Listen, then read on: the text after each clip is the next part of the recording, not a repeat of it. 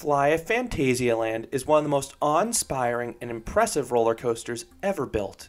This prototype from Vekoma is the world's first launched flying coaster, and more impressively, it's also the world's longest flying coaster despite having just a 100 meter by 75 meter site and height restrictions to cope with. And that site wasn't just for the coaster. Phantasialand also built a brand new hotel in the highly themed Rookburgh area around F.L.Y. This coaster is the complete package, and in this review, I will explain why F.L.Y is now Phantasialand's signature attraction.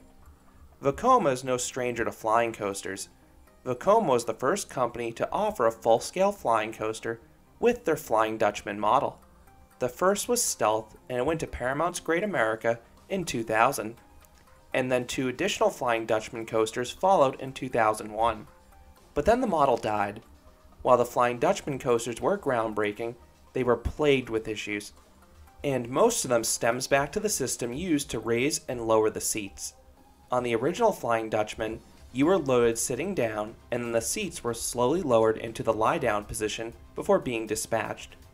And conversely, seats were then raised back up into the seating position upon returning to the station. The mechanism to raise and lower the seats was on the train itself and prone to faults, and the need to wait for the seats to move into position slowed down dispatch times, which were already bad due to the cumbersome restraints. These Flying Dutchman coasters had vest restraints that riders needed to slip into, plus a bulky lap bar. Vekoma brought back the flying concept with the Stingray model in 2009, but the ride used the same restraints and mechanism to raise and lower the seats, just as the earlier Flying Dutchman. Vekoma only sold one of these coasters to the Giant Wheel Park of Suzhou. In the 2010s, Vekoma looked into revitalizing their flying coasters. They realized the restraints and load procedure needed to be simplified for the model to take off. These changes are what allowed them to get the contract for Phantasialand's F.L.Y, and I think F.L.Y will forever change flying coasters. Like the Balzer, Mabiart, and Vekoma flyers that preceded F.L.Y, this coaster does in fact load riders in the sitting down position. But unlike prior flyers, you are not moved into the flying position at the station itself. Rather than wasting time in between dispatches, this process occurs in the course itself. Not only is this a boon for capacity, but the delayed reveal of the flying position is a real wow moment. There is no footage of F.L.Y station due to Phantasialand's strict loose article policy, but the trains are sideways as you load them. This makes it easy for operators to travel down the length of the station, checking all rows in one fell swoop. On the old Vekoma and B&M flyers, operators have to weave in between rows to check harnesses, which is another time sink.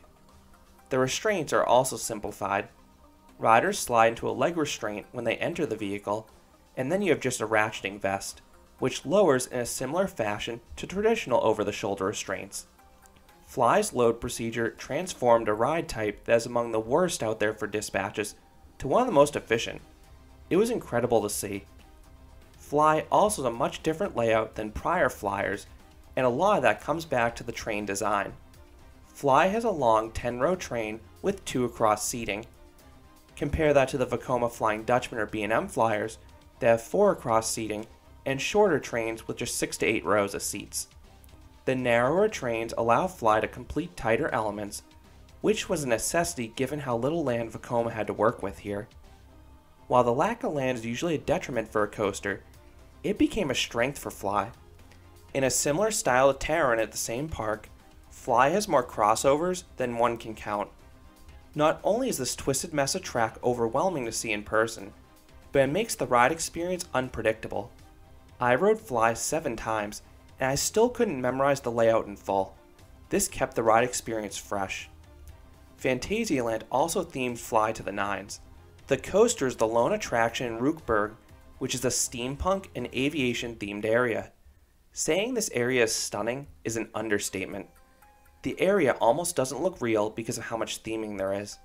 It looks like one of those CGI backgrounds in a movie, except Rookburgh is real, and it's 360 degrees of ornate architecture and sounds, and those complement the kinetic energy of F.L.Y seamlessly. Rookburgh engulfs you, and you're isolated from the rest of the park and outside world, which is insanely impressive given how this rides mere feet from both the road into the park and the Berlin area of the park. And part of that theming is the brand new Hotel Charles Lindbergh. In a similar fashion to what they did with Black Mamba, Phantasialand built a massive hotel around the coaster. The hotel doubles as a sound barrier for local residents, but it also grants guests the best views of F.L.Y. My room was less than 10 feet from F.L.Y. One of the biggest perks about this hotel is that it helps you skip the line for F.L.Y. a few times each day. Phantasialand opens its gate an hour before most rides, but one attraction that does open with the park is F.L.Y.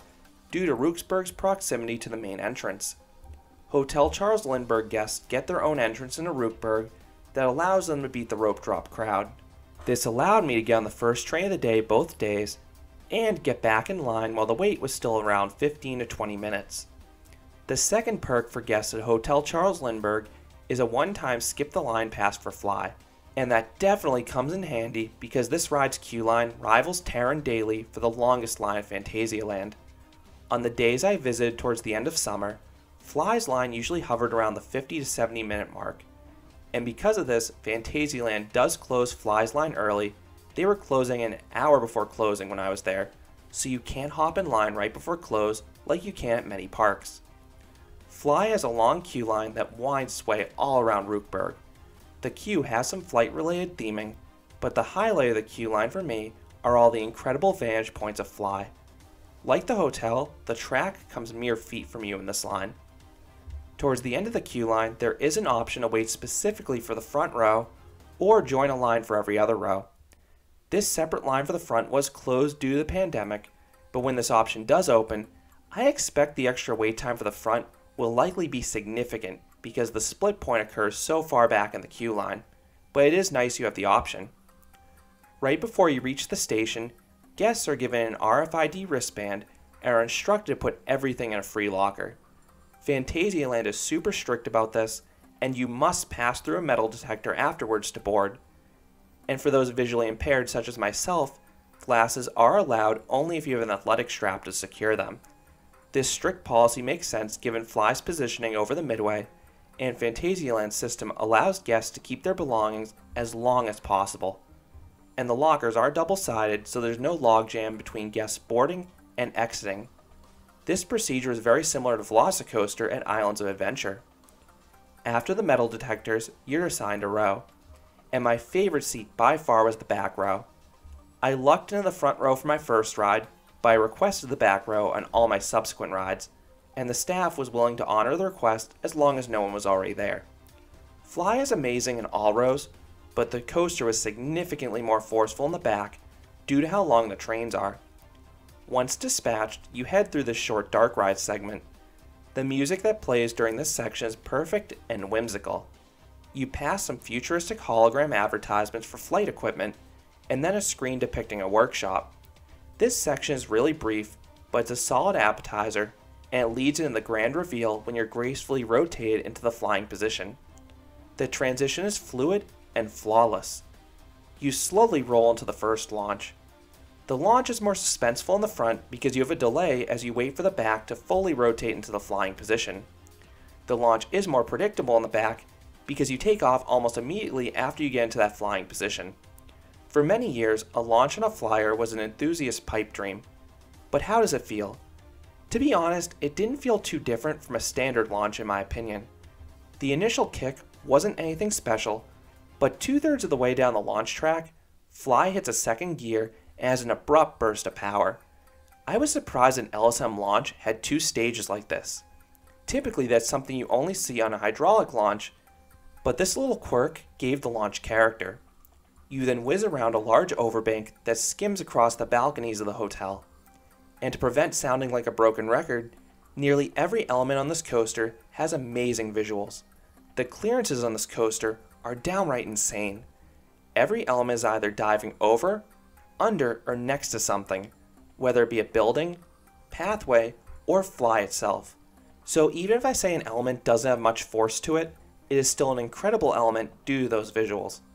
The first overbank is one such element in the front. However, those in the back are whipped through the second half of this element, and you get some strong positive G's there. In the back row, there are many elements on F.L.Y. that feel like this, where the coaster is trying to slam dunk you through the vest restraint. I could see that being an unnerving sensation for some, but I loved when the ride showcased this power. The back row is one of the best seats on any coaster for positive Gs. You then glide through the first inversion, an elevated corkscrew that feels more like a 0G roll. This is a very floaty element. It's one of the few elements on the ride where you realize how high you are, so the visuals are a neat contrast from the rest of the ride. F.L.Y then traverses this bunny hill over the ride's entrance, and this is an element that makes you realize how different F.L.Y is going to be from the other flying coasters out there. You get some decent floater airtime throughout the train. It is exceedingly rare to get airtime on a flyer, but F.L.Y has 7 or 8 airtime moments depending upon where you sit. The airtime obviously isn't on the level of an RMC, but weak pops of airtime or standard floater airtime is way more exciting when you're in the flying position. It feels unnatural, novel, and exciting at the same time. The pull-up from this bunny hill winds upwards, and it offers decent positive Gs throughout the train. There's then this small dip that offers a tiny pop of airtime towards the back of the train. You then navigate this twisting drop that dives below the hotel entrance, and because of how long the train is, the back again gets whipped down the drop and gets a tiny pop of airtime before being blasted with strong positive Gs in the pullout. It is shocking how much stronger the Gs are in the back compared to the other rows. F.L.Y then dives below the launch track, and riders are hit in the face with a puff of smoke. As I mentioned earlier, the twister layout is extremely disorienting, and this moment just adds to the confusion of riders. You then wrap around a tight turn that again gives good Gs in the back. You then go through this quick S-bend before diving underground for the second launch. And this drop delivers some very strong positive Gs in the back of the train. It feels like the train wants to throw you out and leave you behind. And this is a cool moment off-ride because it runs alongside the queue line. The second launch occurs in total darkness, and I suspect this is where the coaster hits its top speed of 49 miles per hour or 78 kilometers per hour. The darkness definitely augments the speed, but the second launch just doesn't have much of a kick to it, at least at the start. The acceleration in the speed boost feels fluid and reminds me of a rolling launch on a mock coaster. But then you emerge in the daylight and the launch continues uphill. Most of the acceleration is done in the flat section, but the incline section does induce some light positive Gs. The train then really slows down as it crests the top of the hill, but not before the front gets the strongest airtime on the ride. The strength of the floater airtime atop this hill is really shocking for a flying coaster. It caught me completely off guard. This is one of the few elements on the ride that was better up front. Meanwhile, the back gets a tiny bit of floater airtime as the train is pulled down the twisting drop. But what's more noticeable here is the whip. The back gets pulled down this drop hard, and it's super disorienting too because you're whizzing past the hotel balconies, which are a blur at this point. You then navigate an overbank, which yet again offers only mild force towards the front, but the back really gets pulled through this element and are treated to some great positive Gs.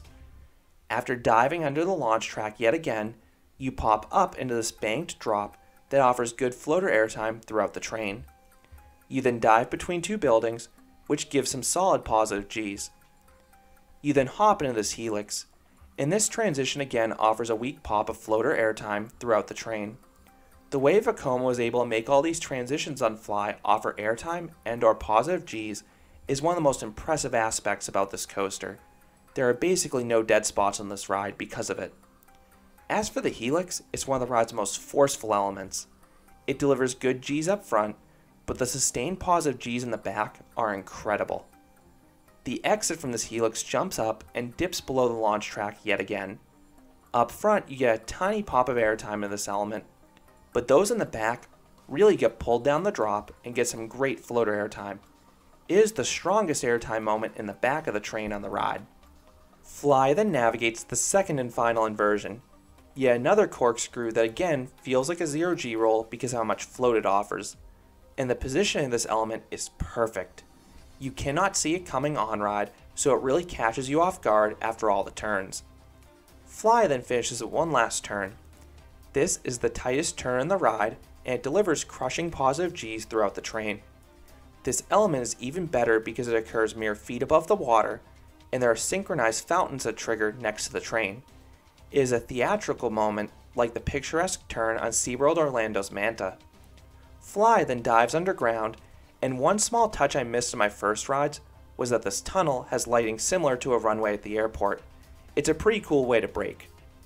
You then flip back into the seating position, and I found it surprising this element is visible to those in the queue line. Considering how secretive the station itself is, I figured this moment would be invisible to guests, but that wasn't the case. You then hit the separate unload station, which ends the world's longest flying coaster. The exact track length has not been divulged by Phantasialand, but best estimates have it around 4,100 feet or 1,250 meters in length, which is a good 400 feet longer than Flying Dinosaur. And lastly, I need to say this coaster is glass smooth.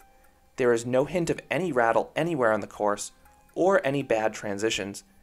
If you told me 2 decades ago that Vekoma would create a flying coaster like this, I would not have believed you. So what would I rate F.L.Y? This coaster easily earns a perfect 10 out of 10. This coaster is a masterpiece. I returned to the station speechless after each ride. I expected F.L.Y to be great given the extreme level of theming, but I thought the coaster's layout may have some dead spots similar to what you see on Taron, but that was not the case. F.L.Y has perfect pacing. Every single element or transition delivers top-notch visuals, and many of those elements deliver shocking forces as well, particularly in the back. The coaster kept me on my toes because it kept switching from positive to negative Gs, which is unheard of for a flying coaster. And that twisted layout made it near impossible to memorize the layout, which probably augmented the forces because I couldn't anticipate them even after many re-rides. F.L.Y is the best coaster of Phantasialand, and going further, it may be the best coaster in all of Germany. That is how incredible this coaster is. So those are my thoughts on F.L.Y, the groundbreaking launched flying coaster from Vekoma. What are your thoughts on F.L.Y? Have you ridden this coaster? I would love to hear what you think about this ride down in the comments. If you enjoyed this review, I'd appreciate if you gave this video a like, and you considered subscribing, because there'll be a lot more roller coaster and amusement park videos here at Canopy Coaster. Thanks for watching.